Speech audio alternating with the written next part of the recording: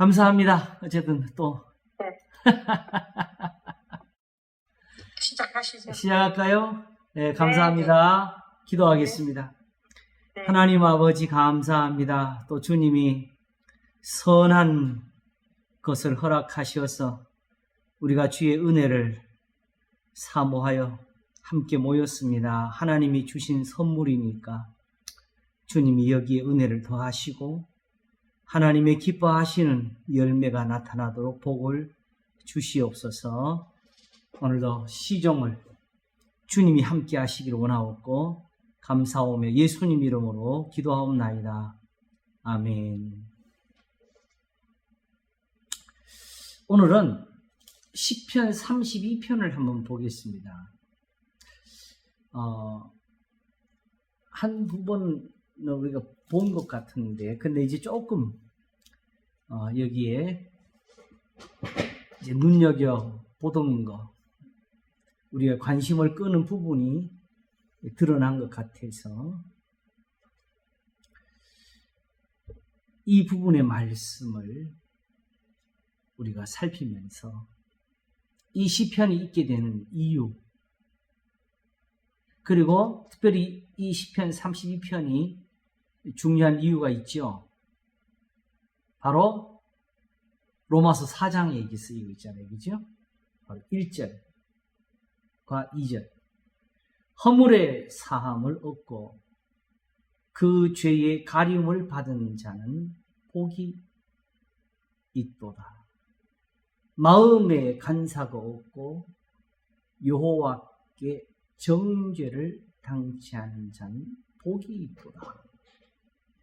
했을 때에 로마서는 거기다가 이것을 덧붙이죠. 함과 같으니라.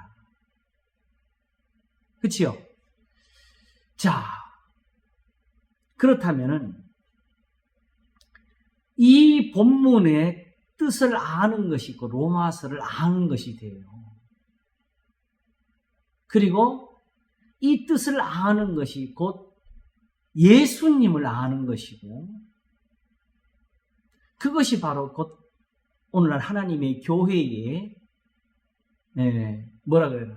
현재의 위치 그리고 우리의 예배 이런 것들이 여기에서 다 보여질 수가 있다는 거지요. 이 복 하나면 로마서를 다 이룬 거지요. 이것과 같으니라. 허물의 사함을 얻고 그 죄의 가리움을 받은 자는 복이 있도다. 우리는 이 본문을 거기에서 인용해 있는 걸 보면서 실제로는 여기서 말한 뜻을 가지고 이해하는 사람은 제가 볼 땐 거의 없어요. 그냥 우리가 이미 해석하고 우리가 이해한 이신득이에 의한 그 해석에 그냥 바로 그걸 전가해서 이해를 하게 되죠. 그러므로 실제로 이 본문이 가지고 있는 그 뜻은 그렇게 많이 들어있지 못하게 됩니다. 또 여기에 들어있는 뜻은 실질적으로 간과가 되고 있고 그리고 우리가 이미 그동안에 특별히 다윗을 통해서 시편의 많은 본문을 보았는데 그 시편들이 한결같이 여기가 다르고 저기가 다른 게 없었어요. 그렇죠? 또 시편 143편을 통해서는 여기에 모든 성경이 다 들어있다고 제가 그것을 말씀을 드렸었습니다. 어쩌면 오늘도 그 말씀이 여기에 적용될 수가 있을 것 같아요. 시편은 제가 볼 때는 길고 짧은 거에 상관이 없이 완성된 신학이고 충만한 복음이고 그리고 온전히 보여주시는 하나님의 형상이고 그리스도의 복음이고 우리 예수님의 모습 지금 죽은 자 가운데에서 다시 살아나시고 하늘로 올리우셔서 하나님 우편에 계신 그 영광의 모습입니다. 시편 하나를 이해하는 게 사실은 전체 성경을 이해하는 것이고 모든 신학의 위에 있는 그 완성을 보여주게 됩니다. 제가 요즘 문득 이 생각을 하게 되었는데요. 논리나 어떤 합리를 가지고 성경에 접근하는 사람들은 매우 위험한 사람들이다. 왜 그러냐? 우리의 이성에 의해서 만들어지고 응용이 되고 적용이 되는 논리는 그걸 가지게 된 이유는 뭐냐? 이미 성경이 그대로는 나한테 맞지를 않았다는 뜻입니다. 그러므로 그것을 자기의 논리나 우리의 이성에 합리화되도록 풀어야 될 이유가 생겼다는 것은 실제로 성경을 모른다는 뜻입니다.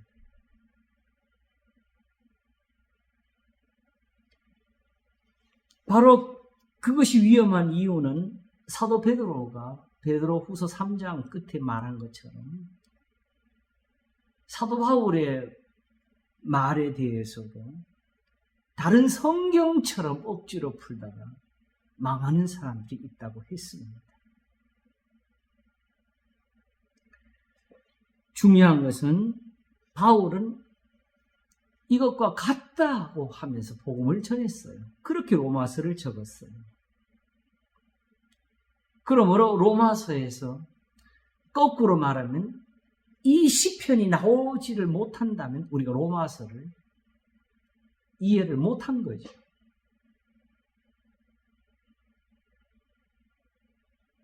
오늘은 단지 그 부분에 대해서 사실은 말하는 것은 아닙니다. 오히려 공부를 해보니까 깨닫고 보니까 그게 보였다는 뜻입니다.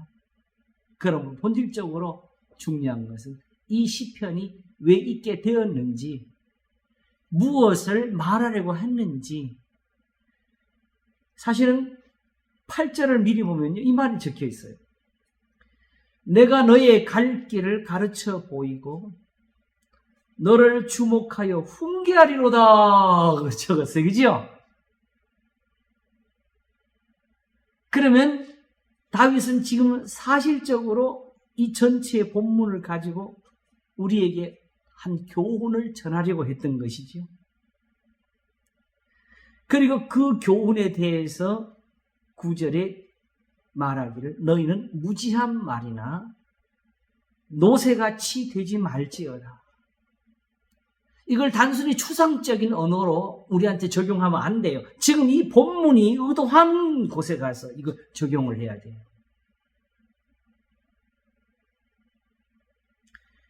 목사 말을 안 듣는다 이런 데가 쓰면 안 돼요. 지금 이 본문이 의도하고 내가 너의 갈 길을 가르쳐 보이고 너를 주며 훈계하려고 한 여기에서 따르는 순종이 우리한테 소중하다는 것을 보여주기 위함이죠. 그러면 이것이 왜 우리가 이처럼 얻어야 될 교훈이고 왜 우리가 따라야 될 길인가? 바로 방금 읽은 1절과 2절의 내용 때문에 그렇습니다.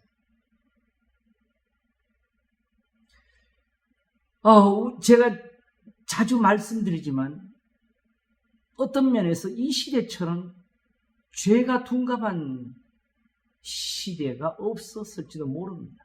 왜? 우리는 이신득이의 잘못된 적용에 의해서 모든 죄가 그냥 저절로 다 씻겨진 것처럼 그래서 더 이상 죄사함이 필요 없는 사람이 된 것처럼 그런 식의 신앙을 받아들인 사람들이 많기 때문에 허물의 사함을 얻고 그 죄의 가림을 받은 자는 복이 있도다 했을 때 이걸 심각하게 받는 사람들은 오히려 많지 않을 수가 있어요. 나한테는 이미 지나갔거나 예수님 믿고 나는 다 용서받았다. 그런데 이렇게 말하는 순간에 우리가 어느덧 어떤 이단과 가까워져 있다는 사실을 눈치채는 사람들이 또 많지 못할 수도 있어요. 지금 연철에도 요새 유명한 가수 아시죠? 와가지고 지금 강연하고 갔어요. 그 사람이 하는 말이 뭐냐면은 죄가 완벽하게 용서를 받았어. 이제는 더 이상 죄에 대해서 걱정이 없어야 사는 거지. 또 죄를 짓고 걱정하고 또 죄를 이렇게 하고 어떻게 신앙생활 하느냐 하면서 그 해답을 가지고 푸는 것처럼 보이더라고요.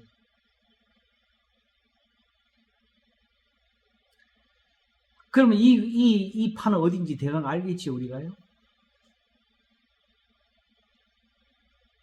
근데 사실상 여기 들어가게 되면은 교회가 오히려 구별이 잘 안 돼요. 어느 유명한 목사님이 알고 그랬는지 모르고 그랬는지 자기 설교에 제가 말한 그 사람의 말을 그냥 인용을 해가면서 그 사람한테 감탄을 쏟아놓는 설교를 하더라고요.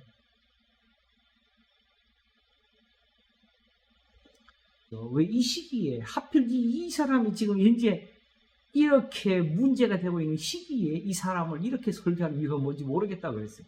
근데 그것도 그때 설교가 아니고 한 1년여 지난 설교를 그때 영상에 올린 거예요. 찾아가지고. 자, 허물의 사함을 얻고 그 죄의 가리움을 받은 자는 복이 있도다. 이게 왜 복이 있을까요? 이거조차도 당연하겠지 뭐 이렇게 받아들이겠죠. 근데 다윗은 이 말 때문에 하는 거예요. 3절과 4절을 보겠습니다. 내가 토설치 아니할 때에 종일 시음함으로 내 뼈가 쇠하였도다. 이게 다윗이 지금 아직까지 예수 그리스도를 영접을 안 해서 이런 겁니까? 말도 안 되는 이야기죠. 오히려 지금 이 사람이 신앙을 본받으라고 하는 건데 주의 손이 주야로 나를 누르시오니 내 진액이 화하여 여름 가물에 마름같이 되었나이. 이 상황을 구체적으로 우리가 다윗에게 어떤 그림을 갖다 붙일 수 없지만 이 사람이 지금 현재 일로 인해서 받는 그 고통이 컸다는 것을 말하는 거지요. 그런데 5절에 내가 이르기를 내 허물을 여호와께 자복하리라 하고 주께 내 죄를 아뢰고 내 죄악을 숨기지 아니하였더니 곧 주께서 내 죄의 악을 사하셨나이다. 죄악을 사하셨다. 그거는 뭐 입절하고 같이 가는 거니까 어떻게 보면 별로 큰일도 아닌 것처럼 결국 죄 사함 받았다는 거. 그게 왜 복이냐는 거죠. 바로 6절과 7절이에요. 이로 인하여 무릇 경건한 자는 주를 만날 기회를 타서 주께 기도할지라. 진실로 홍수가 범람할지라도 저에게 미치지 못하리. 여기에서 얻은 은혜가 뭐냐? 이렇게 죄의 허물의 사함을 얻고 그 죄가 없는 게 아니에요. 죄의 가리움을 받는 이 복을 얻으니 진실로 하나님은 나의 은신처이오니 환난에서 나를 보호하시고 구원의 노래로 나를 깨우시리이다. 환난 나를 보호하시는 게 하나님이시래요. 우리를 보고 환난을 주시면서 시험을 견디고 이겨봐라고 이런 테스트를 하시는 분이 아니고 고난을 주시면서 내가 너가 순교하기를 기다린다고 기다리시는 분이 아니고 하나님이 순교를 원하시는 분 것처럼 그렇게 해석하면 안 돼요. 유대인들이 예루살렘에서 그 환난을 겪고 바벨론에 잡혀갔을 때 거기서 순교하러 했어요. 오히려 그 땅을 위해서 기도하러 가셨잖아요. 왜냐하면 그 땅이 평안함으로 너희도 평안할 것이기 때문에 그 땅에 전쟁이나 일어나면 너희들이 환난을 겪으니까 인생으로 고생하며 근심케 하시면 주의 본심이 아니시기 때문에 다만 하나님이 진노하시는 날에 대들다가 망하는 것보다 입을 티끌게 입뺨을 치면 젖밤을 돌리면서 살으라고 가르치시는 게 하나님의 뜻입니다. 그게 하나님 말씀이에요. 그래서 예수님이 입뺨을 치면 젖밤을 돌려대라는 거지. 그래서 내 원수 너를 핍박하는 자를 위해 기도하러 가신 것이 그게 바로 유대인들이 바벨론에 갔을 때 하나님께 예레미야를 통하여 얻은 교훈입니다. 만일 누구든지 그 교훈을 거스려서 나는 이렇게 못 살겠다, 나는 주를 위해 죽겠다 하게 되면 그거는 주님 앞에 헌신이 못 됩니다. 진정한 헌신은 요즘 우리가 배운 대로 거기서 뭘 해야 되죠? 선을 행함으로 고난받는 것이 하나님의 뜻이라는 것을 아는 것이지요.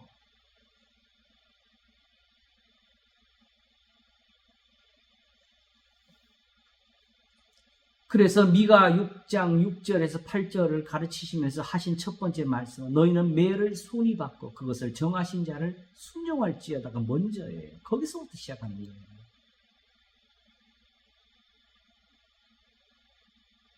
그런데 현실 교회에서도 모든 다툼이나 어떤 불법이 나오게 된 이유는 평안해서 그런 것이 아니라 자기가 어렵고 힘들 때 자기 나름대로 그것을 벗어버리고 엎어버리고 이기겠다고 할 때 나오는 거지요.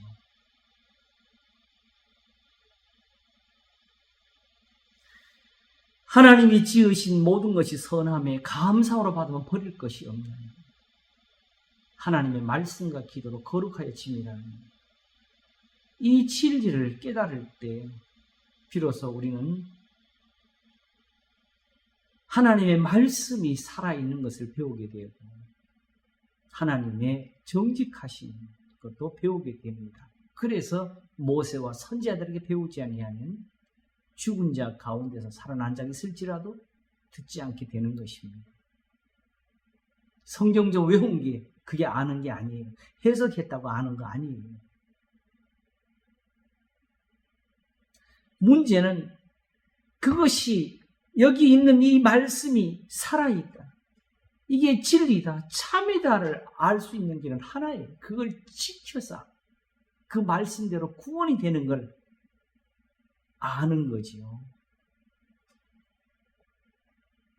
그러므로 허물의 사함을 얻고 그 죄의 가려라는 복이 있다는 말의 의미는 단순히 제산 받으니까 마음이 평안해지고 제산 받으니까 이제는 잠도 잘 오고 이런 걸 말하는 거 아니에요. 환난에서 건짐이 되더라. 지금 우리가 다 어려운 시대를 살고 있잖아요.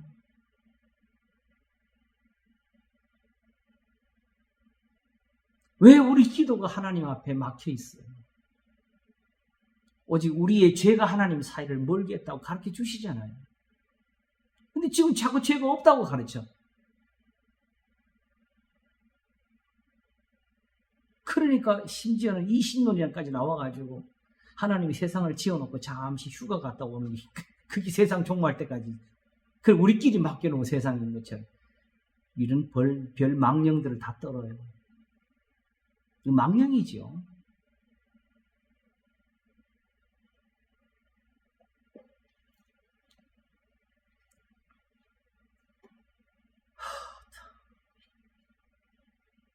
허물의 사함을 얻고 그 죄의 가려움을 산 자는 복이 있도다. 사실은 이 말을 하려고 지금 전하는 거죠. 그렇다면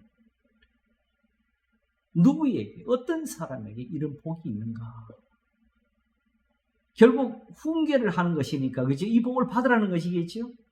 바로 2절이 같은 것을 반복하는 것 같지만 거기에 이미 설명을 넣고 있습니다. 마음에 간사가 없고 여호와께 정죄를 당치 않는 자는 복이 있다. 죄를 안 짓는다는 게 아니라는 뜻이, 여기 전체적으로 죄가 없다는 뜻이 아니에요. 아시겠죠?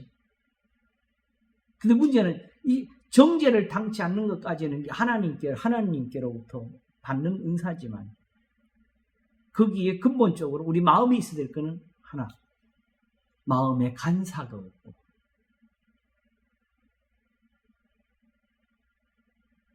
혹시라도 누가 당장 들으면 박동수 목사님은 지금 거짓말 안 하고 삽니까? 이럴 사람이 있을 것 같기도 한데 그 말을 하는 게 아닙니다.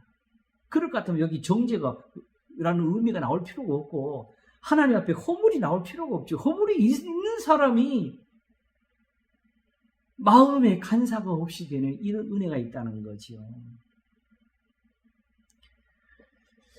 이 간사라는 표현은 어디서 우리가 들을 수 있지요? 바로 예수님이 나다나엘을 보고 하신 말씀. 이는 참 이스라엘 사람이라. 그죠? 그 마음에 거짓된 것, 간사한 것이 없다. 이 표현을 거꾸로 쓰게 되면 마음의 정직함이라는 표현으로 우리가 받을 수가 있습니다. 그렇죠? 네. 그래서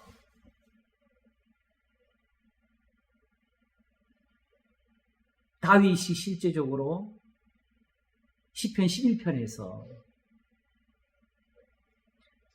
마음이 정직한 자는 하나님의 얼굴을 뵙게 될 거라고 했습니다.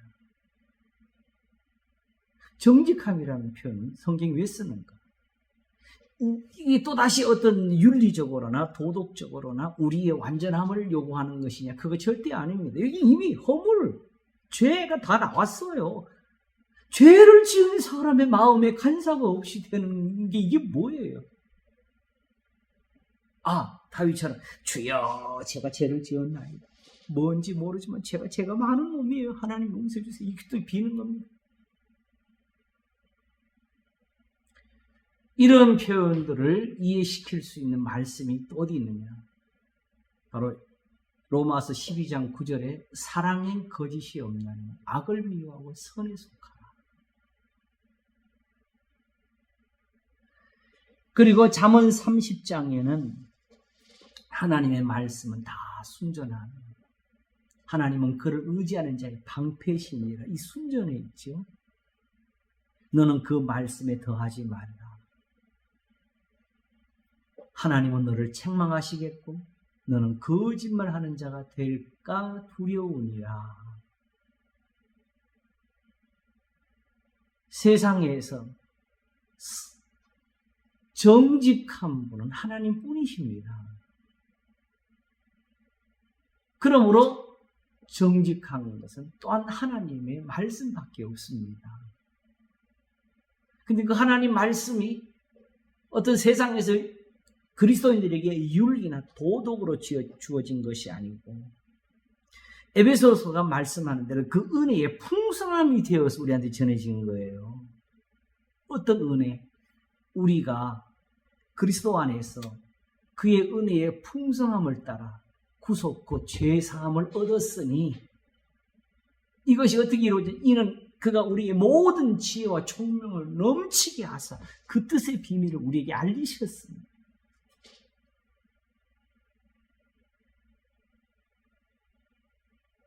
여기에 기록된 이 말씀들이 바로 우리한테 이 구원을 주도록 하나님이 주신 성경이 말하는 진리, 참의를, 여기에 거짓이 없어서 우리가 사는 거예요. 죄인이 사는 거예요.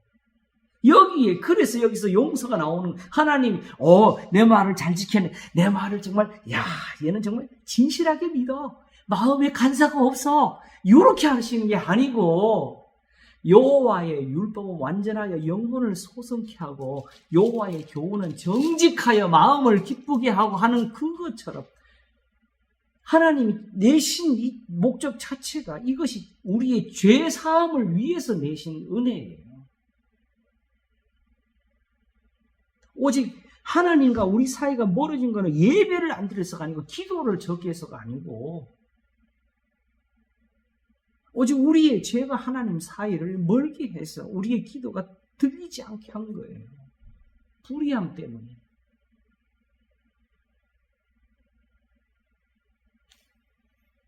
그러므로 여기서 마음에 간사가 없다는 말은 오직 뭐예요? 죄가 없다는 소리가 아니고 이 사람은 거짓말 안 하고 사는 뜻이 아니고 저도 세상에 거짓말하는 사람이고 저도 하나님 앞에서 정말 머리털보다 많은 죄를 가진 사람이지만 오직 하나님의 말씀 그 마음에 있어서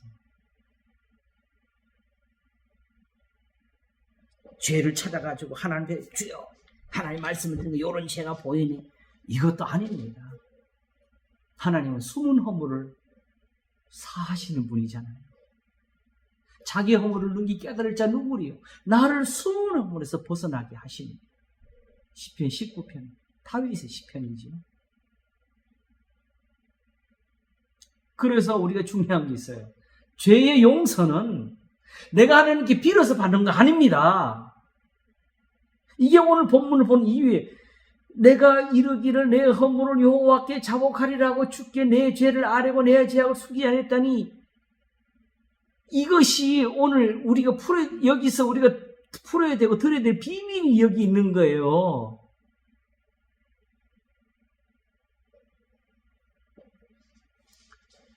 아이고 주여.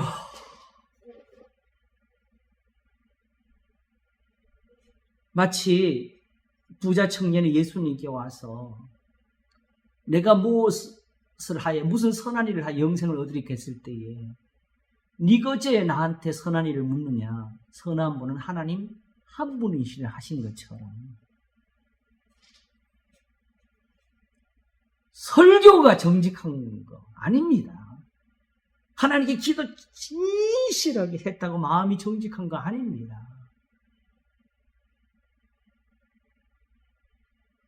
구원은 하나님이 하시는데 누가 나한테 잘하나 누가 나 열심을 내나 그거 보시면서 하시는 게 아니고 하나님이 처음부터 계획을 하고 세워가지고 내가 죄를 씻을 수가 있구나 이렇게 하면 씻을 수가 있구나 하면서 하나님이 그 길을 만들어 가지고 우리한테 의지하게 하신 겁니다.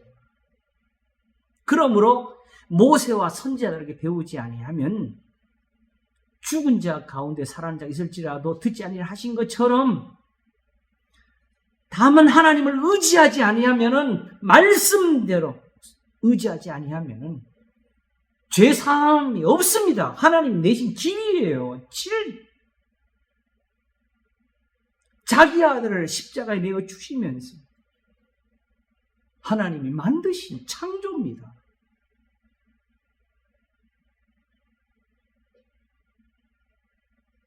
그래서 이사야로 하여금 이스라엘을 깨우치실 때에 내가 너의 죄를 아침에 안개가 사라진 같이 빽빽한 구름이 사라진 같이 맑게 씻었다 내게로 돌아오라 하면서 여호와께서 이 일을 창조하였으니 하늘과 땅은 노래하라고 했습니다. 창조입니다.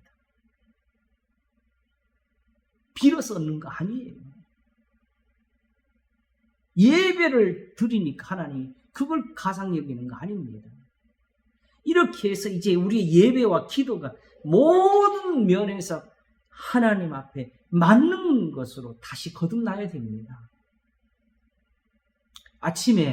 오늘 아침 설교가 때마침 또 이것과 맞춰져 가지고 예배와 기도라는 제목으로 나왔는데 제가 이 제목 붙인 거 보셨죠? 목숨을 걸어야 하는가? 예배와 기도 목숨을 걸어야 하는가? 참 하나님이 귀하게 답을 주셔가지고 답은 뭐지요? 목숨을 거는 게 맞다는 답이 나왔지요. 근데 문제는 그게 기도만 열심히 해라, 예배 열심히 빠지지 마라, 이런 식의 적용을 하는 것이 아니고, 그러니까 오히려 지금 다윗이 하는 것처럼, 왜냐하면 결국 이걸 어디로 이어가죠?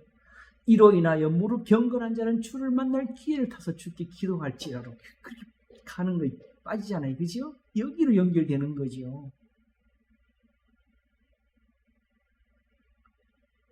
그러니까 오히려 오늘 본문은 시편 141편을 잡았지요.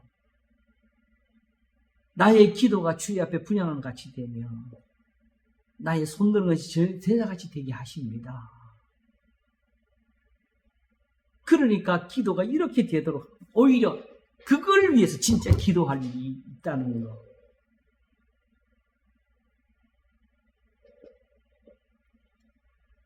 자, 그러므로 중요한 것은 1절과 2절이 이미 한 답을 냈습니다. 그죠?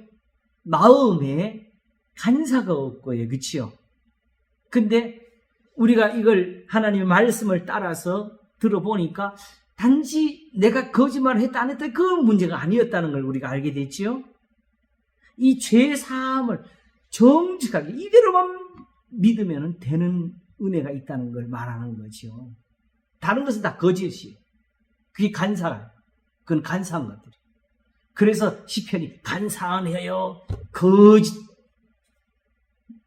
혀요 하면서 악한 자들을 꾸짖지요.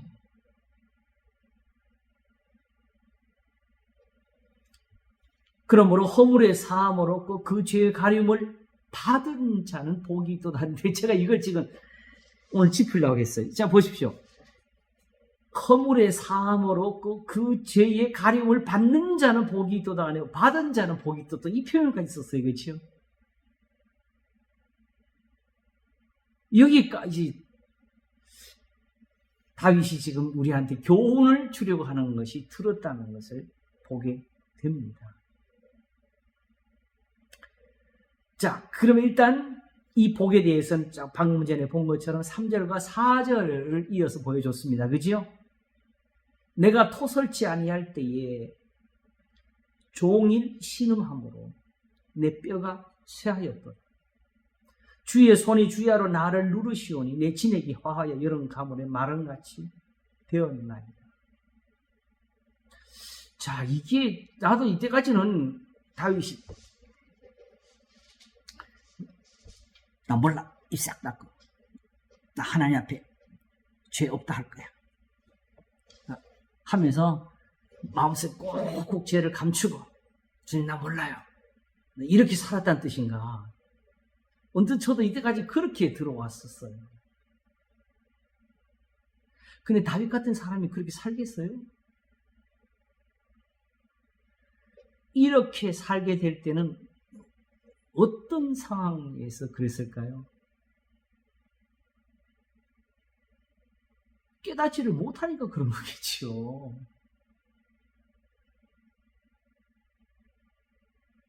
오절을 보겠습니다.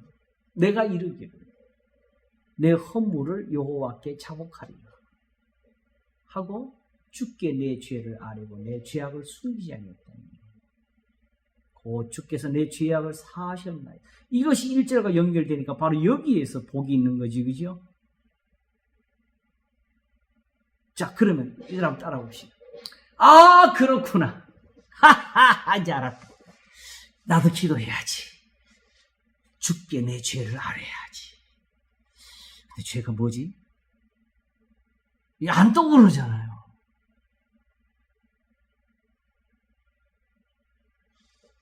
허물을 자복하리라 하려면은 뭐가 있어야지? 내 죄가 뭔지를 알아야 돼요.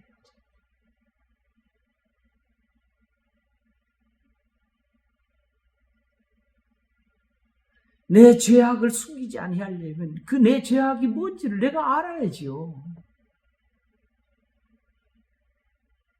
자,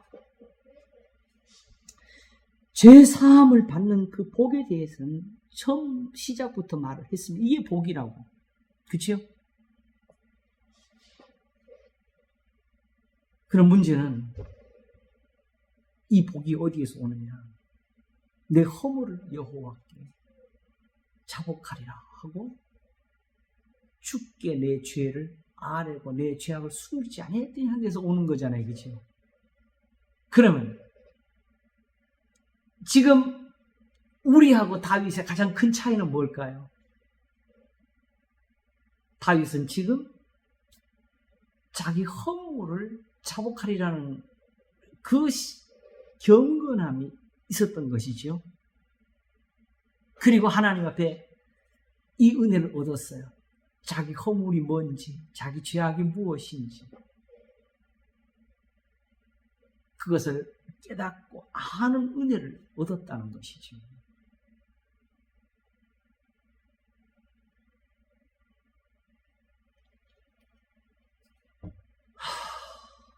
그래서 결국은 이것이 은혜로 된 일이죠.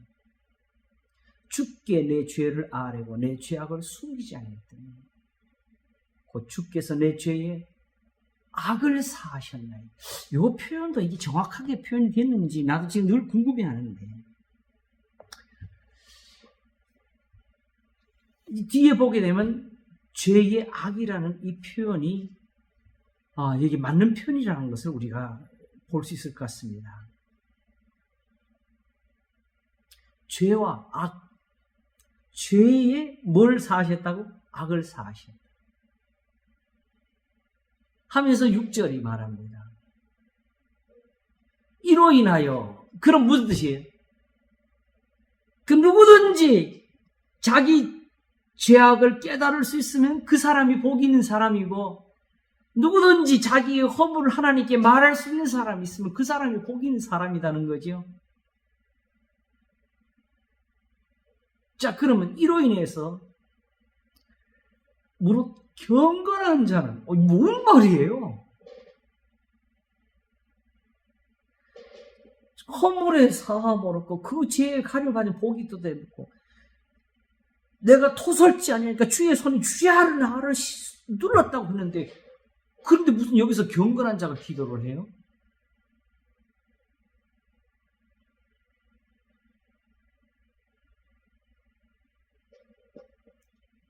이로 인하여 무릇 경건한 자는 주를 만날 기회를 타서 주께 기도하지.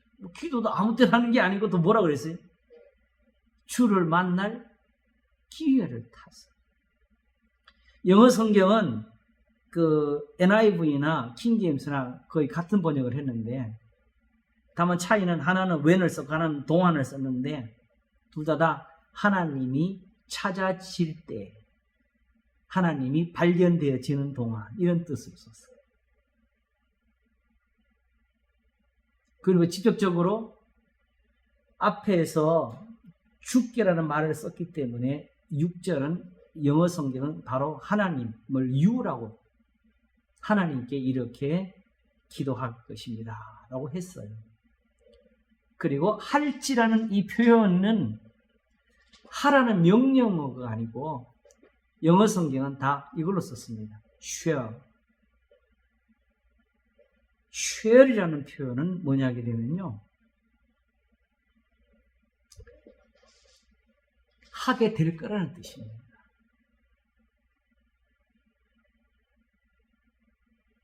이게 이제 요즘은 그 문법에서 이걸 크게 기준이 안 여기면서 아이들한테 잘 안 심어주는데 실제로 영어는 이게 큰 의미를 가지고 있어요. 예수님께서 오직 성령이 너에게 임하시면 온 유대와 사마리아 땅까지 내 증인이 되리라 하셨을 때에 그때 쓰신 말이 will이 아니고 shall입니다. You shall be my witness.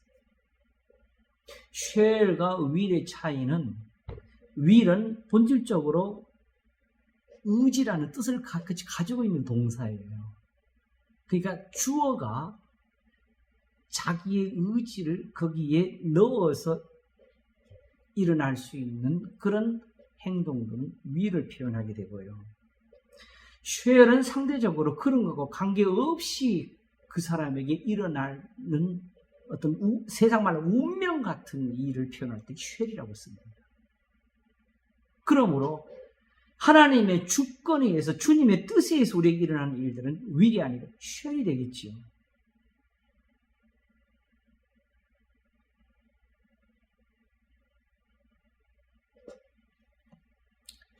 다시 말하면 나같은 이런 은혜를 경험한 사람은 기도하지 않을 수가 없을 거라고 이 표현을 한 거예요.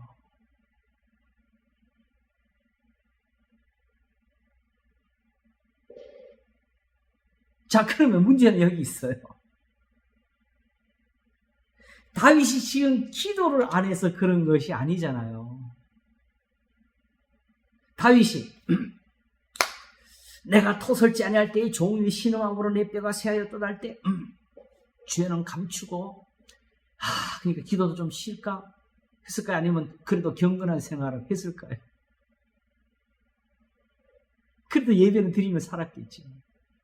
절기는 지켰을 것이고 안식일 지켰을 것이고.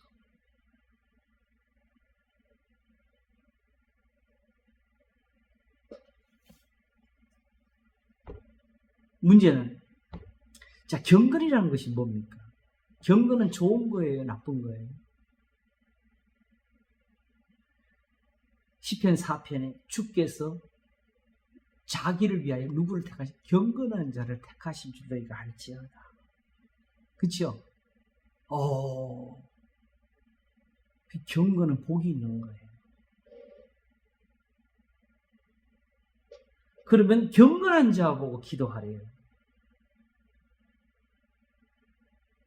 이 경건함이 없는 사람은 아예 이런 기도에 참여하지도 못한다는 뜻이죠.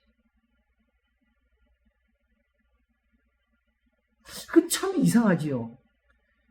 허물의 사함을 얻고 죄의 가림을 받는 자는 복이 있다고 시작한 이 본문이 경건한 자로 이어지고 있단 말이에요. 죄인이, 그죠? 허물이 있는 사람을 향해서 기도를 하라고 하면서 경건한 자는 기도하라고.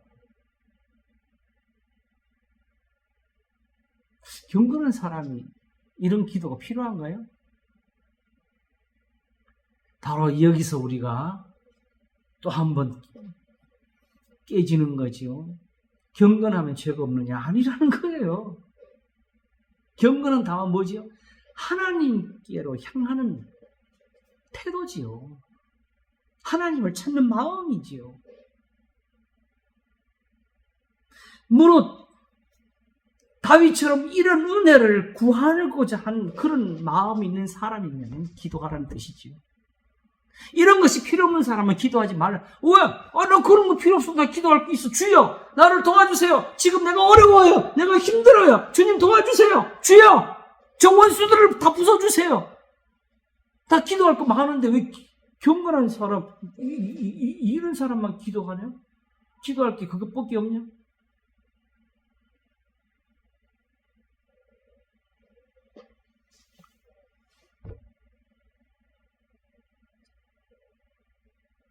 하나님 앞에서 기도할 게 생겼죠. 다윗을 보니까 와, 저렇게 하나님께 은혜를 얻어서 내 죄를 자복할 수 있다면 나도 저 복을 가지겠지?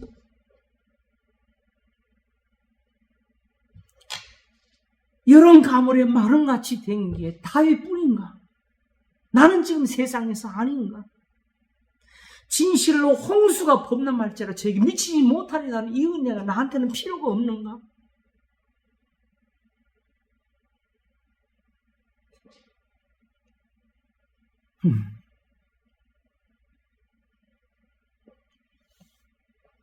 그러므로 하나님을 향해서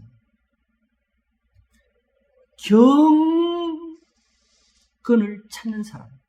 사람 뭐지요? 이 사람들은 왜? 하나님 아버지 앞에서 정결하고 더러움이 없는 경건은 곧 고아와 과부를 그 환난 중에 돌아보고 또 자기를 지켜 새 속에 물자는 이것이라는 말을 왜 가르쳐주고 있어요? 경건이 우리한테 그만큼 소중한 은사라서 그런 거지요. 왜? 내 기도가 하나님 앞에 연락될 수 있는 것이고, 그치요? 오늘도 나를 그 불같은 시험에서 건져주실 은혜가 거기 있기 때문에 아니겠어요? 근데 다만 그 경건을 더러움이 없이 하나님 앞에서 얻어야 될 은혜로 알지 못하고 단지 예배와 행위만 가지고 있으니까, 단지 기도만 하고 있으니까 기도를 길게 하는 걸 경건에 생각하고 예배에만 열심히 하고 거기 예배 시간에 빠지지 않는 것, 그것이 경건에 생각하고 있으니까 예배와 기도에 목숨을 걸으라고 하면서 실제로 그러므로 그 기도와 예배가 연락되도록 하는 이런 지혜는 찾지를 않고 있으니까 그게 문제가 되는 거지요.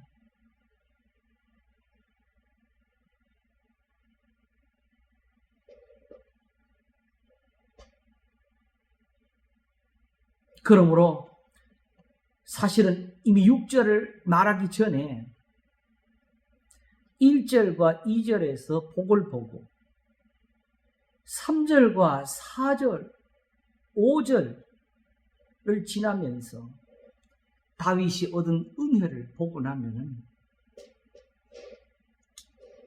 기도가 나옵니다. 나도 저렇게 은혜를 얻었으면 좋겠다. 내 허물이 뭔지를 모르니까 지금 내가 이 꼴이 있지.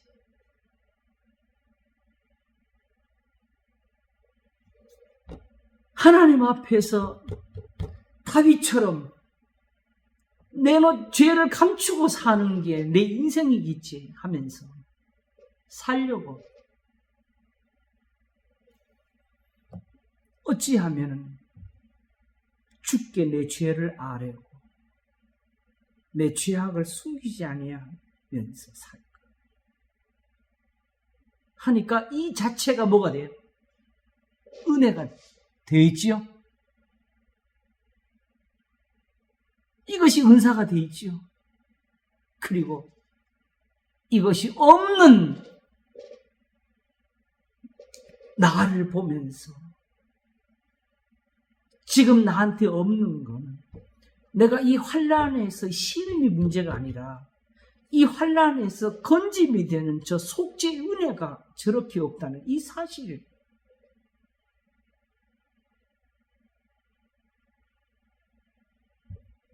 그런데 바로 이런 기도를 할 수 있는 사람들은 다 경건한 사람, 죄의 삶의 의미를 아는 사람들이라고요. 이런 것을 모르는 사람들은 이 기도를 못해요. 자신들한테 그게 소중한지를 모르고 그게 필요한지도 모르니까 그냥 주여밖에 못해요.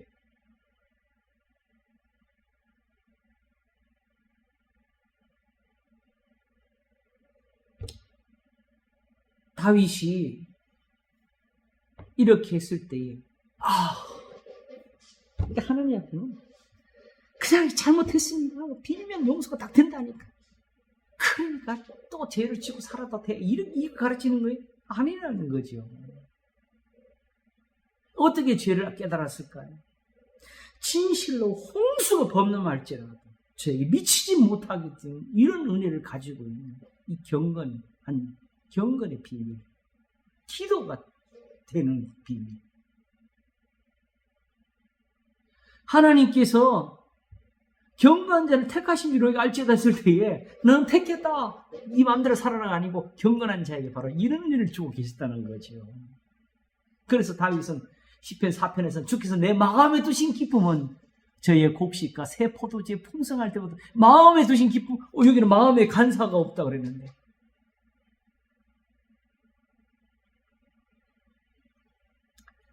자, 그러므로 6절을 받아서 하나님께 대해서 이런 감사함을 표현합니다. 주는 나의 은신처입니다. 왜 은신처일까요?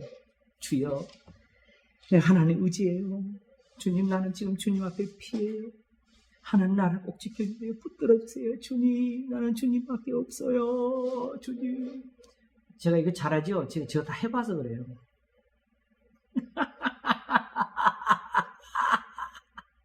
여기 표현한 거 다 제가 했던 것들입니다. 지금 여기서 왜 이러면 해요? 무릇 경건한 자의 기도를 들으시더라. 들으시고 나한테도 다윗처럼 은혜를 주시더라. 하나님은 그냥 하늘에서 누가 나한테 와서 더 열심히 기도하나, 누가 나한테 더 정성을 바치나, 그걸 보고 계시는 것이 아니고, 이렇게 다윗처럼 은혜를 얻으라고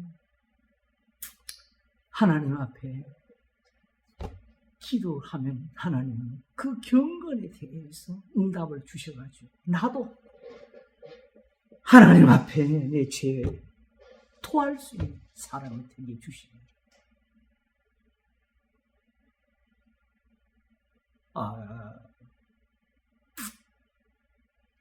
그 하나님이 하신 일이 보이지, 그지요?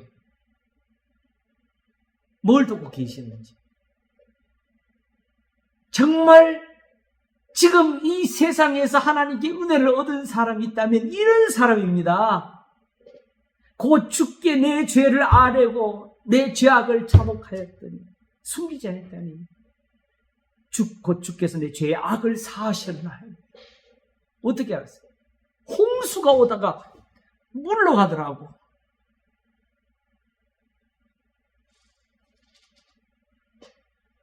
환난에서 건짐이 되더라고.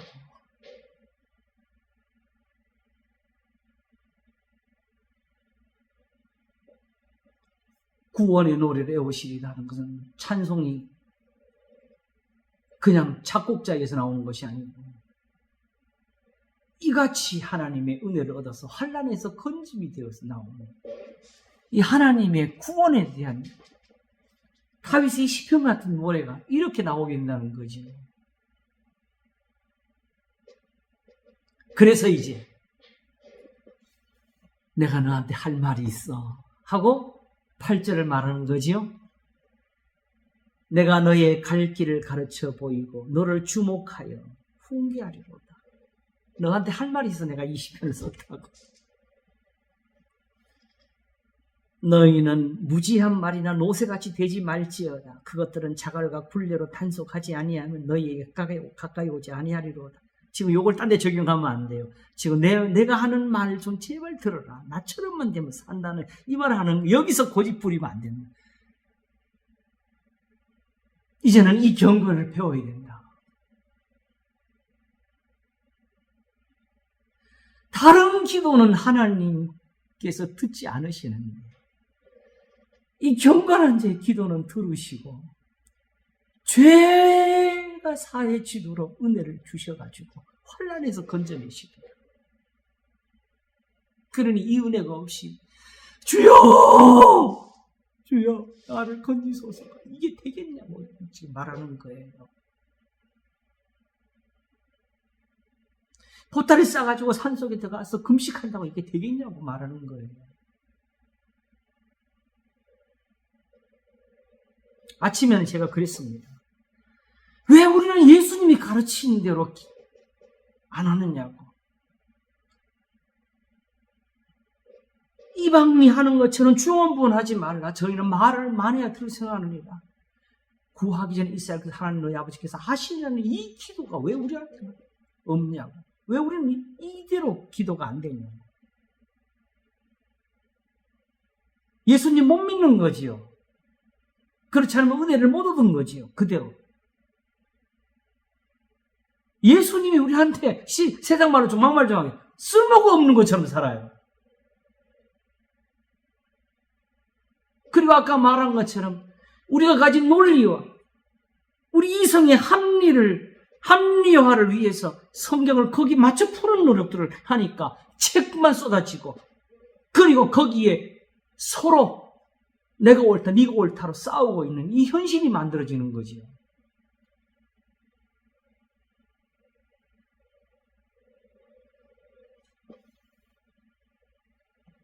우리가 어디서 무지한 말이 노새 같으냐? 지금 다윗이 가르쳐주는 이 하나를 못하는 거예요.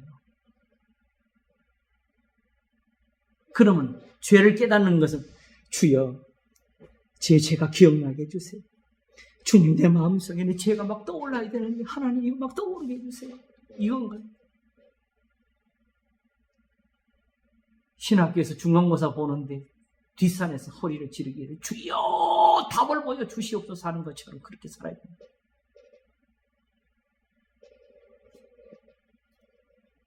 저 그때 깜짝 놀랐어요. 나 그때 시험 공부하다가 깜빡 잠이 들었는데 같은 방에 있는 분이 저를 깨우죠. 동수영 왜 그러니까 지금 방금 뒤에서 무슨 기도가 들려왔는지 알아? 무슨 기도예요? 주여 답을 보여주시옵소서 하고 있더래요. 지금 우리가 제일 이런 것에 빠진 이유가 뭐냐면 하나님은 전능하시고 그런 걸 하나님 앞에 잘 보이면 된다. 이 거룩한 종교라고 하면 이 거룩한 도를 종교로 만들어버리는 거. 하나님을 세상신으로 만든 거지. 그러면 타락입니다. 그것들은 자갈과 굴레로 단속하지 않으면 너희 가까이 오지 아니하리로다. 뭘 말하는 거야? 내가 한번 겪었잖아 이거지요, 그지요? 나 정말 혼났어. 너 이렇게 되지 마. 자, 여기서 10절과 11절이 이제 마무리로 들어가는데 여기서 중요한 교훈이 하나 따르고 있습니다. 악인에게는 많은 슬픔이 있으나 여호와를 신뢰하는 자에게는 인자하심이 두루리. 왜 갑자기 악인이 나오지요? 자, 그러면 다윗이 지금 말하는 대로 가봅시다. 그럼 여기서 악인은 뭐가 되지요? 하나님 앞에 이런 기도할 수 없는 사람이다. 악인이시요. 우리는 악은 세상에 나쁜 사람들한테 있다고 생각해요. 그래서 심지어 주기도문에서 우리를 악에서 구하옵소서가 내가 하나님 앞에 다윗처럼 이렇게 죄를 깨닫고 하나님 앞에서 죄 사함을 받게 된 이런 은혜를 얻고자 하는 그런 기도가 아니고 하나님 세상에 악한 놈들 많으니까 저놈들한테 나를 좀 살려달라고 이 세상 기독교를 세속화시키는 가장 종교적인 그런 머리가 되는 거지요.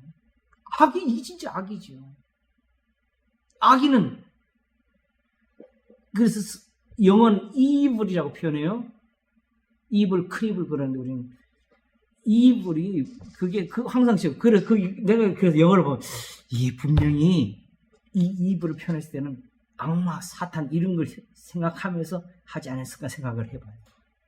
왜냐하면 그걸 보면서 지금 성경이 말하는 이 경건을 가르치고자 하는 사람들이 거의 안 보이거든요. 지금도 보면 거의 다 오히려 저 구라파 쪽으로 미국 쪽으로 가게 되면은 거꾸로 이 악마가 계속 형상화돼서 기독교에 들어와요.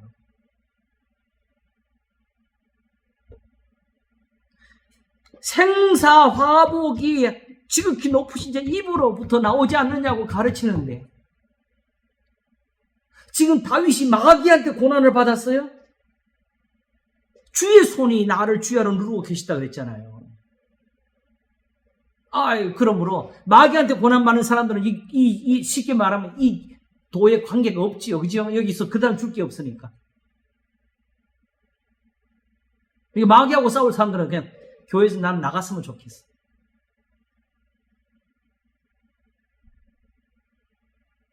이 진리가 들어갈 틈이 없잖아요.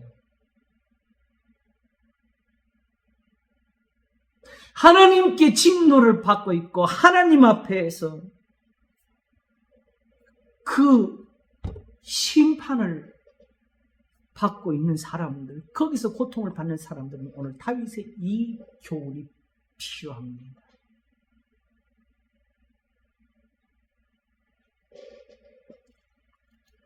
그러므로 악인은 무엇이냐? 우리가 그동안 배운 대로예요. 죄는요, 하나님 앞에서 단순히 나쁜 짓을 한 것을 죄라고 하지 않고요. 하나님 앞에서 우리는 바로 구원을 얻고자 해요. 선한 것을 얻고자 해요. 근데 그걸 하나님 앞에 얻고자 할 때에 그 하나님의 법에 맞지 않게 되는 부분을 죄라고 하는 거예요. 우리가 생각하는 것하고 다르죠.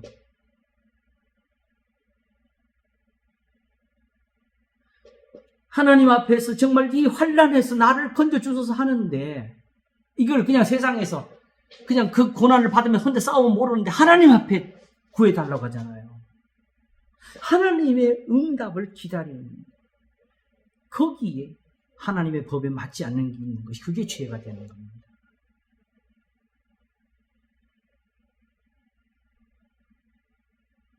그것이 바로 세상에서 선을 행치 않는 것이 다 하나님의 죄가 된다는 뜻이 되는 거예요. 그럼 악이란 것은 무엇이냐? 바로 우리가 선을 구하고자 하는 것에서 하나님의 구원을 얻고자 하는 것에서 오히려 하나님의 진노를 받게 하는 게 그게 다 악입니다. 그게 악이에요. 그러니까 죄에 뭐가 있게 돼요? 죄의 악이 있게 되는 거지요. 지금 여기서는 이 사람은 죄를 고민하는 거예요? 악을 고민하는 거예요? 악을 고민하는 거지요. 왜냐하게 되면은 지금 자기가 지금 고통받는 거는 내 죄가 아유 이놈의 죄야 지겨워 죽겠네. 죄 좀 떨어뜨리자는 것이 아니고 여름 가물에 마름같이 하나님이 눌러 대시는 그 진액이 말라가는 그 고통에서 지금 이 사람이 벗어나려고 한 거잖아요. 그게 악이지요. 왜냐하게 되면 죄는 얼마든지 용서를 받을 수가 있는데, 그치요? 하나님 앞에서는 죄가 문제가 아니라니까요, 사실은. 야곱의 허물을 보지 않으신다 그랬잖아요.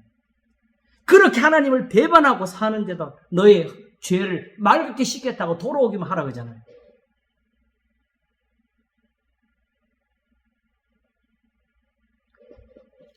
그러므로 실적으로 하나님께서 지금 또 죄를 짓고 또 용서받고 또 죄 용서받고 이런 식의 그 우리의 죄성을 탓하시는 게 아니고요. 오직 하나님 앞에 있는 이런 은혜만 있으면 너의 죄가 다 씻음이 된다고 그걸 배워주시는 거예요. 뭐가? 악인에게는 많은 슬픔이 있으나 여호와를 신뢰하는 자에게 하나님, 왜 나를 의지하네? 그 감탄이 아니고 인자하심이 두리로다.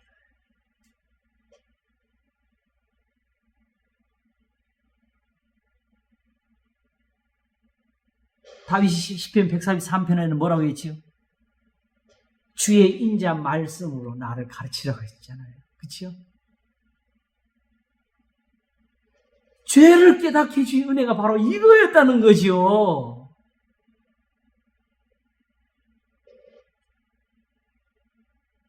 경건한 자, 경건치 못한 자의 차이가 뭐냐? 경건한 자에게는 이런 인자하심으로 말해 은혜가 따라요.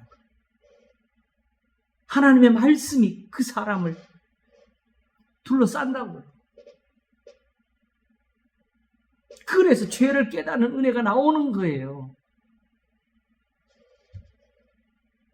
그러나 이런 말씀이 없으니까 이 말씀조차도 말씀이 없으니까 여기에서 우리가 무뎌진 거 아니겠어요? 이런 것이 깨닫기 어렵게 된 이유가 조차가 사실은 우리가 경건한 자가 받는 은혜를 못 누려서 그런 거예요. 인자하심, 하나님의 인자하심이 우리를 두르는 그 은혜가 없으니까 우리가 보는 것은 악인의 슬픔을 보는 겁니다. 나에게서.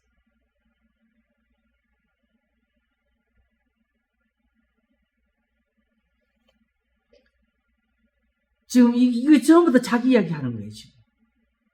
그럼 악인은 언제 때? 토설치 아니할 때. 그죠? 그 여호와를 신뢰하는 사람. 이제 5절의 다윗을 보면서 6절에 이로 인하여 주를 만날 길에서 주께 기도할지라는 이 경건으로 들어가는 사람이죠. 하나님 의지한다는 게 딴 거 아니에요. 목사님 그러니까 그것이 아니한다는 게 악이잖아요. 예. 아니하는 거. 내가 악이라는 걸 내가 모르고 있으니까 그것이 아니야. 그렇지요. 근데 그걸 하나님께서 지금 하나님의 말씀으로 우리를 가르쳐서 다윗처럼 이렇게 죄를 자복할 은혜까지 우리한테 주신다는 거지. 결국 이 말은 이제 내가 죄에서 떠나게 됐다는 뜻이에요. 이건 단순히 내가 하나님, 그러므로 주여, 내가 이런 죄를 지었나이다, 이런 죄를 지었나이다, 용서하소서. 이렇게 해서 받은 은혜도 아니에요. 이러므로 이제 그 인자하심으로 말미암아서 하나님 앞에 죄를 떠나는 은혜를 얻은 거지, 그죠? 악에서 건짐이 된 은혜를 얻은 거지. 진리가. 그래서 예수님께서 특별히 베데스다 목가에서 38년 된 병자를 고치시고 주신 마지막 말씀은 네가 나았으니까 더 심한 것 생기지 않게 다시는 죄를 짓지 말라. 가늠하다 현장에 잡힌 여인을 용서하시면서 나도 너를 죄짓하지 않을 테니까 다시는 죄를 범치 말라. 그런데 우리는 용서까지만 받고 그 뒤에 은혜를 안 받아요.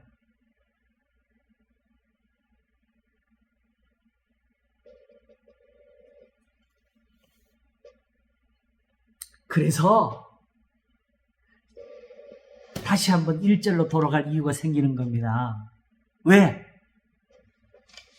허물의 사함을 얻고 그 죄의 가림을 받는 자가 아니고 받은 자는 복이 있다는 이유는 그렇게 해서 다시는 죄를 범치 않는 복까지 얻게 되기 때문에 그렇습니다.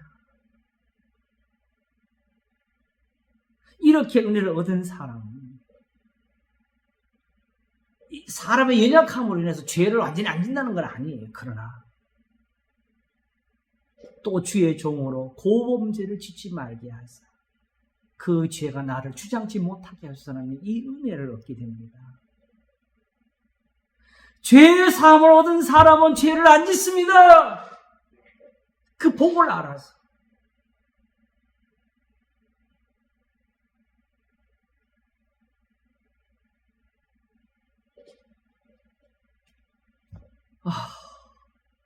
목사님 어려운 게 죄에 대한 개념, 악에 대한 개념을 예. 분명히 알아야 돼요.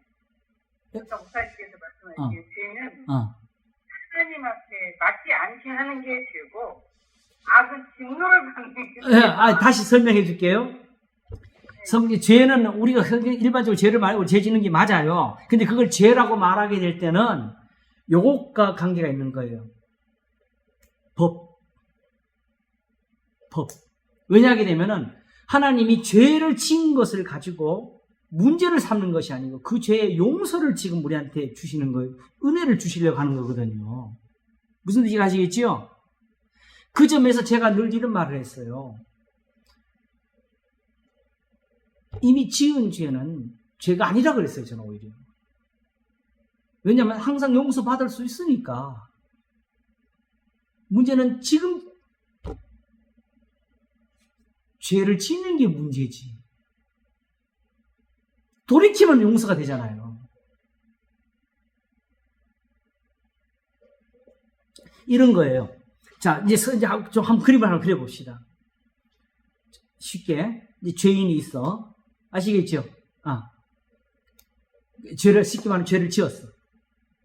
그런데 문제는 그 죄는 하나님이 얼마든지 용서하실 수가 있어요. 아시겠죠? 그러므로 하나님 앞에 진노도 환난에서도 건짐이 될 수가 있어요. 죄의 용서만 받으면. 근데 문제는 이제 그걸 모르고 있으면 하나님을 알고 이제 하나님께 나가서 그 죄의 용서를 받으려고 하는데 아시겠죠? 네. 근데 죄를 지으면서는 용서받을 수가 없다.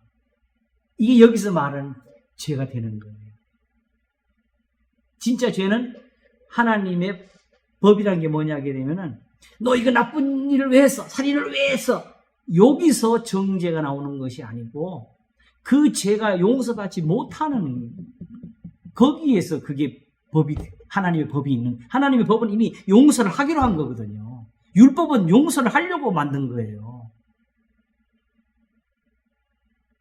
그런데 그 죄에서 행하고서 떠나지를 않고 있으니까 번제가 연락이 안 되고 속죄제가 연락이 안 되는 거 아시겠죠? 이 부분을 가지고 성경은 궁극적으로 죄를 지적하는 거예요. 죄를 지었어. 근데 용서 받으면 다 끝나는데 그 죄가 하나님께 용서를 받는 그 지점에서 용서가 안 되는 그 부분이 궁극적으로 말하는 죄가 되는 거예요.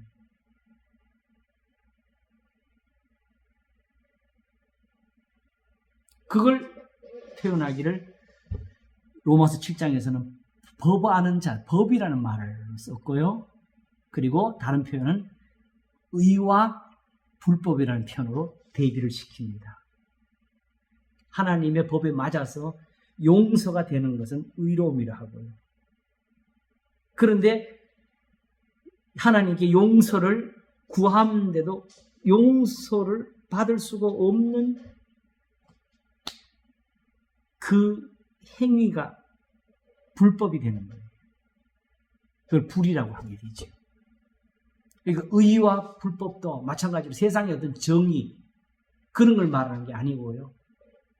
모두가 다 32편 1절에 허물의 사함을 받는 여기에서 모든 게 나오는 거예요. 이 허물의 사함을 받을 수 있는 것은 그것은 의로움이고요. 받지 못하는 것은 불법이 되는 거예요.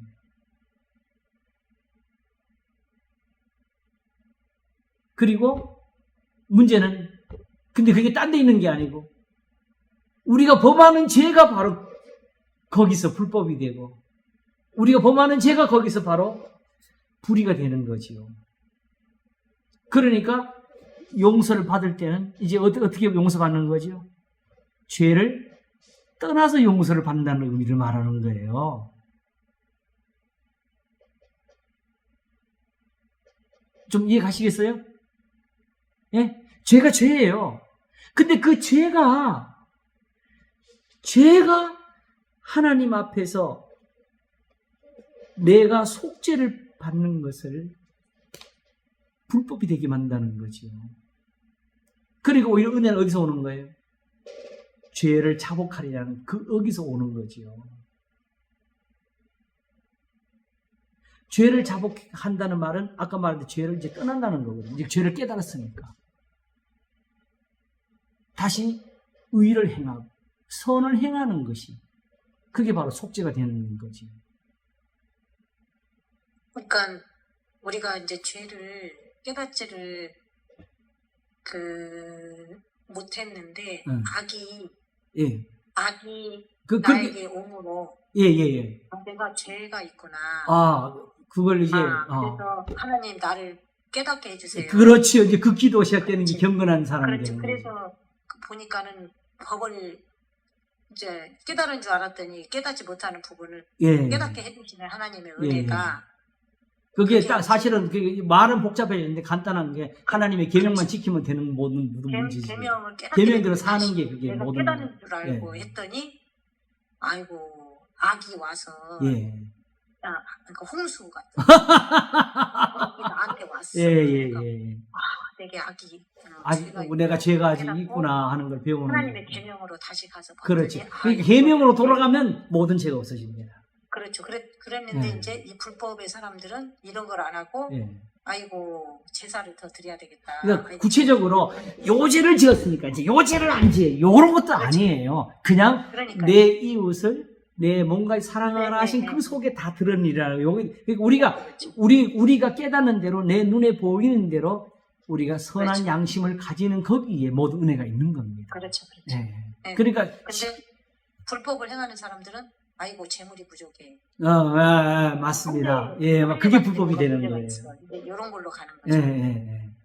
그게 불법이죠. 예, 그게 불법이에요. 하나님 앞에. 예. 그러니까 죄에서 돌이킴이 없이 기도만 하는 게 그렇죠. 불법이 되고 어. 예배만 있는 것이 불법이 되고 그렇죠. 그게 다 악이 돼버리는. 왜냐하면 그거는 우리한테 오히려 고난을 더하는 것이 되니까. 그렇죠. 예, 그렇게 하면 되겠죠. 이 조금 어떤 감은 오지요. 네네. 예. 예. 충분히 같습니다. 그러고 보면 이 설명이 잘 와요. 그렇죠, 그렇죠. 그러니까 여기 이제 그래 경건하게- 지금까지는 경건과 속죄의 은혜에 대해서 말하다 갑자기 악인으로 다 가버렸거든요. 이 모든 걸 다. 네. 그러니까는 경건이라는 것이 뭐 하얀색처럼 깨끗한 게 아니고 항상 하나님이 그 악을 통해서 깨닫게 네. 하여 경건한 주실 사람도 때 여전히 죄를 짓고 우리가- 사는 거예요. 그런데 그 죄, 다만 다른 것은 이 사람은 속죄의 은혜를 구하면서 살고 있는. 그러니까 선을 행하면서 죄를 아주 범치하는 의인은 세상에 없느니라. 그게 전도서가 가르치는 거거든요. 맞아요. 그러니까 오히려 그러니까 우리한테 뭐가 더 필요하냐? 속죄의 은혜가 더 필요하다. 우리 내가 어떤 선을 완전히 행했냐 아니 이게 따지는 것보다는 늘 내 죄가 씻어지도록 사는 이 은혜가 더 소중하다. 그게 전도서가 말하는 그게 바로 뭐냐면 일의 결국을 다 들었으니까 하나님을 경외하고 그 명령을 지킬지어다. 아시겠죠? 이게 사람의 본분입니다. 이 하나만 있으면 이거 하나 가르치려고 하는 게 이 성경인데. 근데 왜 이렇게 그래서 요즘 제가 말을 많이 하지 말아야 되는데 왜 우리 말을 많이 해요? 성님이 우리는 너무 세상에 말을 많이 했기 때문에 우리는 그 말을 일일이 거기 답을 하니까 우리가 지금 말이 많아지는 거고 우리가 얻어내는 결론은 보면 항상 성경밖에 안 남잖아요. 그죠? 그게 우리한테 소중한 거죠. 그러니까 이 신들이 자체가 지금 그렇죠. 불법으로 갈 수 있는 네. 정말 무서운 굉장히 위험한 거죠. 그걸 사람들로 잘못 적용한 거 아니에요? 속죄의 은혜를 못 얻게 하는 그렇죠. 그렇게 가버렸어요. 네. 네. 진짜 성경에서 말하는 믿음은 하나님 말씀대로 네. 살아라고 한 것이에요. 맞아요. 아이고 오늘도 정말 자, 이제 마지막으로 정리를 하겠습니다. 예수님 믿는 게 이건데 예. 네. 그래서 근데 불법으로 그렇게 했어요. 그러면 이제 11절이 이걸 다 포함하는 말이 되는 거예요. 너희 의인들아, 의인이 그럼 뭐예요? 하나님 앞에서 이 경건한 사람들이지, 그죠? 허물의 사함을 얻는 사람들. 그리고 중요한 1절 아까 다시 강조할 때 뭐지? 허물의 사함을 받는 사람들, 받은 사람들이 받는 복, 그죠? 경건한 기도를 아는 사람이 되는 것이고. 그래서 이제 목표는 이거예요. 이거 이렇게 결론나. 너희 의인들은 여호와를 기뻐하며 즐거워할지어다. 아까 간사가 마음이 정직한 너희들아 다 즐거이 외칠지어다. 결국 여호와는 우리한테 어떤 하나님이지? 우리 마음에 간사가 없이 정직하도록 우리 마음을 정직하도록 도와주시는 하나님입니다. 경건의 비밀이 거기에 있는 것이에요. 그러므로 하나님 섬기는 것은 뭐지요? 무엇을 드리는 것이 아니고 오히려 전도서 5장 1절이 매우 중요해요. 가까이의 말씀을 듣는 것이 악인의 제사 드리는 것보다 나으니라는 거기 비밀이 있는 것이고 이제 마지막 하나가 남았는데요. 6절 이로 인하여 무릇 경건한 자는 아무 때나 기도하는 게 아니고 주를 만날 기회를 타서 주께 기도할지라고 하는 여기에 있는 것이죠. 자, 이게 왜 이 말이 붙었을까요? 아까 그 만날 기회가 하나님을 만나야 할 기회가 홍수가 왔을 때 악이 나에게 접근할 때 아니에요. 그때잖아요. 아니에요. 네? 아니에요? 이것은 바울이 답을 줬지요. 보라 지금은 은혜 받을 만한 때예요. 보라 지금은 구원의 날이로다. 근데 그게 바로 아까 말한 홍수가 범람할지라고 할 때 거기 들어가는 건데 전에 네. 바벨론의 포로를 잡혀갔을 때 그 자리에서 선을 행함으로 고난받는 하나님의 뜻일진데 하는 그 시간이라고 바로 항상 우리가 하나님 앞에 살아가는 모든 날이 다 하나님의 은혜를 받는 시간입니다. 항상 우리한테 경건이라는 선물이 주어지는 시간이니까 다윗처럼 굳이 신음을 하다가 토하지 말고 예? 항상 하나님 앞에 기도하면서 살자 할 때 이제 마지막 정의는 기도라는 것이 그냥 중언부언하면서 하나님 말을 많이 하는 것이 아니고 바로 허물의 사함을 얻도록 아시겠죠? 네. 우리의 그러니까 제가 깨달아지도록 하는 이 말씀을 주는 은혜가 그걸 구하는 게 우리의 기도가 되는 거지요. 그래서 지난 주일에 말씀한 것, 설교한 것에서 선지자들만 짓는 죄가 우리한테는 굉장히 큰 은혜가 되는 겁니다. 왜냐하게 되면은 선지자가 없으면은 이런 은혜가 사라지거든. 그 선지자는 내가 기도하기를 쉬는 죄를 결단코 범치 않다고 말 이유는 이스라엘을 바른 길로 이끌어야 될 그 의무를 지고 있으니까 내가 하나님께 기도해서 너희들을 이렇게 하지 않으면 내가 죄를 짓는 거라고 말한 거예요. 그러니까 거꾸로 말하면 너희들이 내가 하나님께 받는 은혜를 너희가 그대로 지키는 게 소중하다고 배워주는 거지. 그러니까 그 경건한 자들이 그 악에서 그 구원을 받은 그 경험들이 예. 그게 없으면 경건이 사실 안 만들어져요. 그렇죠. 그리고 그 경험들이 항상 경건하게 만드는 그런 예, 맞아요. 지름길이다. 예, 그렇지. 그러니까요. 한번 맛보면은 맛본 사람들. 바로 1절입니다. 허물의 사함을 얻고 그 죄의 가리움을 받은 자는 복이 있도다. 그런 사람들은 주를 만날 기회를 타서 주께 기도하는 바로 지금 항상 이런 은혜를 구하고 산다는 뜻이지요. 그러면 하나님은 이 경건한 사람들, 하나님을 신뢰하는 이 사람들을 위해서 인자하심을 두르게 하십니다. 하나님의 말씀이 우리한테 항상 끊어지지 않고 넘치게 되겠지요. 거기서 우리는 맨날 하나님의 말씀이 그냥 두글두글 해야 되는데 네. 성경 이 자체에 성경 늘 읽는 것이고 보는 것이고 이 목사의 설교가 아니고 목사의 설교가 항상 이런 것을 가르치고 전하는 것이 되어야 된다고 생각을 해요. 그러니까 주의 인자하심이 나를 두른다는 말은 주의 말씀이 나를 두르고 있어야 되는. 제가 볼 때는 세상에서 가장 훌륭한 설교는 성경을 읽어주는 겁니다.